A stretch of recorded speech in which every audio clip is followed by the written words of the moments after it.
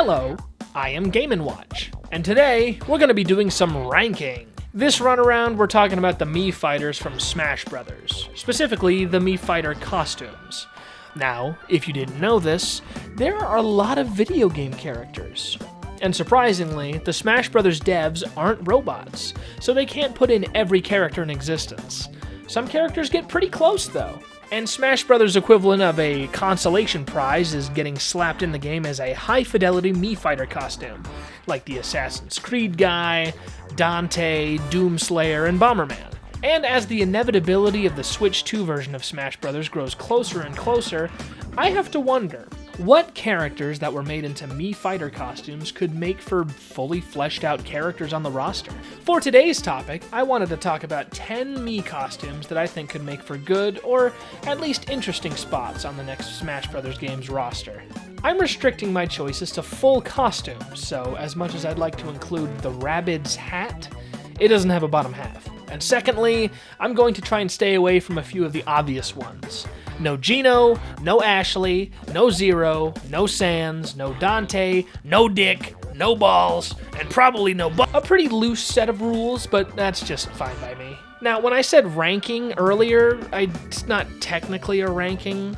I just wanted to make a video vamping about potential fighters. So the order of when each costume is talked about isn't particularly important. It doesn't mean I care more than any of the others about it. Anyways, enough waffling, let's get started. For our first character, I'm gonna be a little bit daring and say the Black Knight from Fire Emblem. I know I'm gonna get my head torn off by that sector of the Smash Brothers fandom. Really? Another anime sword fighter? I wish a woman would hold me. Well, alright, hold on, little dweeb. First off, the Black Knight is a villain, a type of character that can always use more representation in Smash, and a character type that's severely lacking in Fire Emblem's representation in the game. Secondly, I can understand the sheer number of sword fighters being annoying, but heavy-hitting swordies are always welcome in my book.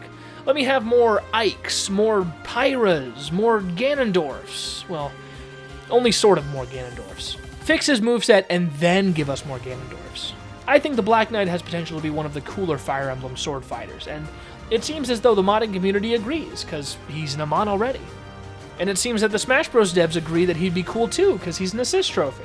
We're like a few steps away from actually being able to play as the guy. Monster Hunter is probably one of the only no-brainers I allowed on this list. Because, well, okay, I played Monster Hunter World, and I'm kind of biased now. I like the game.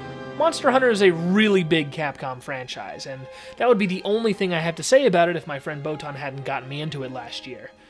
Being able to do stuff like using unique weapons for unique attacks, like Byleth, or using the Wire Bug for a cool momentum-based recovery, or even using Palico as like a pseudo-ice climber situation, different armor sets as the alternate colors, Monster Hunter music in Smash Bros? Don't even get me started on how awesome that would be. There are a lot of possibilities, and it seems like Nintendo took notice, just a little bit, by having Rathalos as a boss in World of Light. Honestly, one of the few things of note about the story mode. But I digress. The Monster Hunter is genuinely one of the characters I'd be surprised to see not in the next Smash Brothers game. Now, this one is an interesting case, mostly because it's going to be a pretty short section of the video, and also because I have not touched the game this character's from. Vault Boy. I have not played a single Fallout game. I know people who have played it, but I haven't. That being said, the Vault Boy is incredibly iconic. I know who he is, and I'm a fucking Nintendo baby. Even outside of gaming, he's pretty recognizable. It's just a good design. I don't know what he would do, but I absolutely wanted to include him in this list somewhere. I have the least to say about him, but that doesn't mean I want him in Smash Brothers any less. And I know it's counterintuitive to not do research about someone I want in Smash Brothers, but like, I don't want to pretend that I'm a fan of Fallout. Not to say that Fallout's bad, I don't want people thinking that I'm more into Fallout than I am. I just like Vault Boy. Okay, I'm going in circles here. I don't dislike Fallout, is what I'm trying to say. Cuphead is one of those games that comes out and instantly feels like a classic. Even back in 2017 when it came out. Oh my god. Cuphead came out almost a decade ago. Dreading the passage of time aside, I think Cuphead has great potential. His omnidirectional finger guns have potential for an interesting character to control. Mega Man's unique jab and neutral air come to mind. And there's plenty of potential for moves, like the different weapons Cuphead uses, the whetstone axe, and even references to 1930s American cartoons to give him a wacky, exaggerated feel. Not completely different from Game & Watch. He's already a Mii costume, so it's not a total stretch to put him into consideration for a spot on the next game's roster. Playing Persona 3 Reload has made me realize how much I need another Persona character in Smash. The protagonist of Persona 3, Makoto, would make for an extraordinarily fun character. Again, it would be another anime sword fighter, but there's a lot more potential for the stuff he could do. My personal suggestion would be utilizing the shift system from Reload to make a more unique counter. Have the counter swap between 3 different characters, each one having different utility. It'd probably be like Junpei, Yukari, and Aigis. That's mostly to avoid similarity to Joker. On top of that, there's also just like some other minor things that could be different between Joker and Makoto, like Makoto having the longer sword and maybe being not as speedy but hitting harder, stuff like that. Though, honestly, I feel like they might go for Aigis as a character for Persona 3 if they were to pick anyone from that game for Smash Bros. Despite that, I would still enjoy to see some kind of Persona 3 character in a Smash game.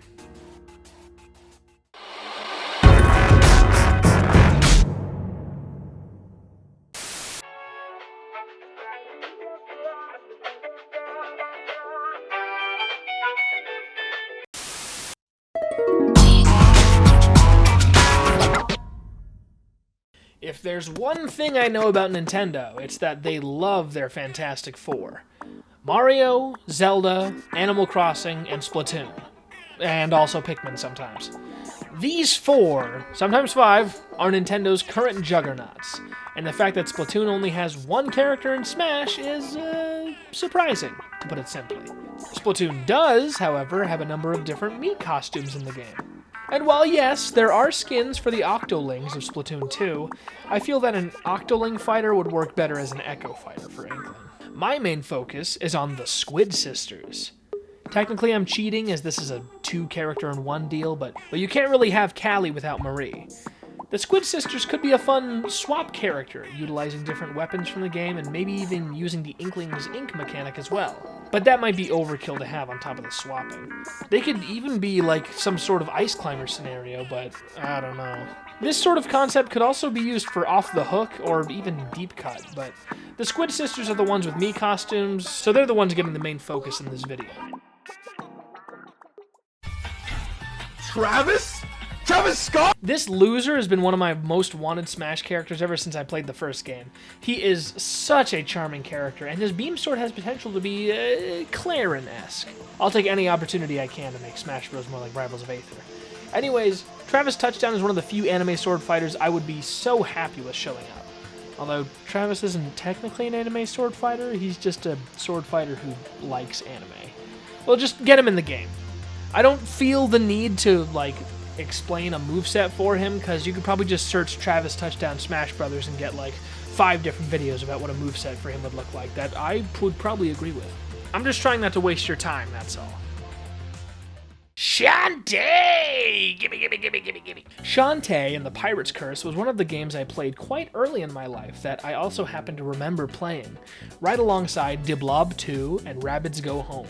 Shantae is such a fun character, and she's been quite entangled with Nintendo throughout her entire history. She can make for a really fun fighter, incorporating dancing into her moves as well as the different transformations she uses throughout her games. Plus, Shantae music is fantastic, and I would be just as happy to see Shantae's music as I would be to see Monster Hunter music. And who knows, maybe a new Shantae game will come out before the next Smash releases to convince Nintendo to give Shantae a shot? Okay, that might just be cope, but let a man dream in his speculatory video. Now, this next idea is probably my favorite of all of the ones I've thought up. Though I don't know how I would go about actually implementing it, or how possible it would be. The Team Rocket Grunt. Now, if there's one thing I feel was a missed opportunity, or at least a unique direction I wish they went with a Pokemon Trainer-esque character, it's how little the person themselves actually gets into the fight. Granted, the whole point is that they're doing a Pokemon battle, but it would be fun to see a human from the Pokemon universe just punching people.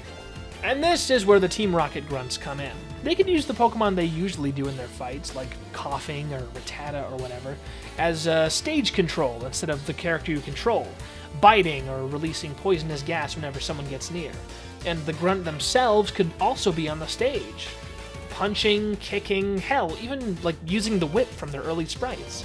I think the potential for a fun fighter is there. The only issue is there's already more than enough Pokemon representation, especially fighters from the first generation. People would probably be a little bit chuffed that, while interesting, a Team Rocket character would be a little redundant on the Gen 1 content in the game. Secondly, I feel like it would be criminal to not have Jesse or James be used as reps for Team Rocket, instead of like these basic grunt costumes. They're just too iconic to not use, but I know there's issues with using their likeness due to boring anime copyright crap. I think we could remedy that first issue by choosing a different Pokemon villain, like Team Yell or Team Skull as the villain group used for this concept. But yeah, that one is probably my favorite concept, though it would stray pretty far from the actual Mii costume if I just said, make Guzma a playable fighter. Okay, most of you are going to be quite surprised to see Springman so late into this video, but personally, I think ARMS deserves a second chance at Smash Rep. Don't get it twisted, I like Min Min. She was undoubtedly the best choice for a Smash character of the cast of her game. However, I'm not the happiest with how they handled her moveset. They were a little too faithful to the source material to me, if that makes sense. So we could either A, give Springman a version of her moveset that works better for his basic concept, allowing Min Min to do something a little more interesting, or B, leave the interesting stuff to Springman. Either could work. I just feel like there's a lot more an ARMS character could do than just punching straight forward. That's just my opinion, though. I still like Min Min. Alright, next we have, oh, that's the end of the video. I sort of lost track of time there. Oh, well, to make a long story short, these are the 10 characters I think could graduate from Mii costume to full fighters in the next game.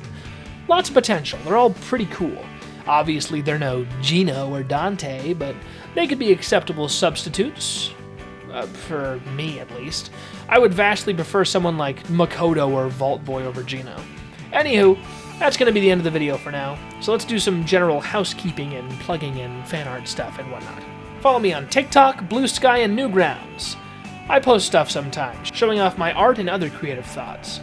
Worst case scenario, you don't follow me, and in that case, I'll pee, so no biggie. I also have a Discord server, the Honk House. That's where me, my friends, and all my viewers hang out and talk about a bunch of garbage nobody cares about. It's great, you'd love it. In terms of other things you should join or follow, I've got myself a second channel where I post art, music, outtakes, and other stuff like that. It's called Goose's Golden Gallery. Go take a peek at it if you want. I'll link it in the description. Also, what if you became a headliner? That's an interesting idea. For those who don't know, that's what I call channel members. You get access to emotes on streams, first dibs on watching new videos, votes to decide on what videos I make next, a private channel in the Discord server, your name with a doodle in the credits of videos, stuff like that. It's pretty cool for only $3. And finally, if you have any fan art of me you'd like to share, tag me in it on social media or post it in the fan art channel of my Discord server, and I'll put it at the end of my videos. With credit, of course. Alright, I think that's everything from me today. I'm getting lightheaded from talking so much. My name is Goose. I thank you very much for watching, and, try something new. Food, activity, whatever. Get adventurous. Okay, bye!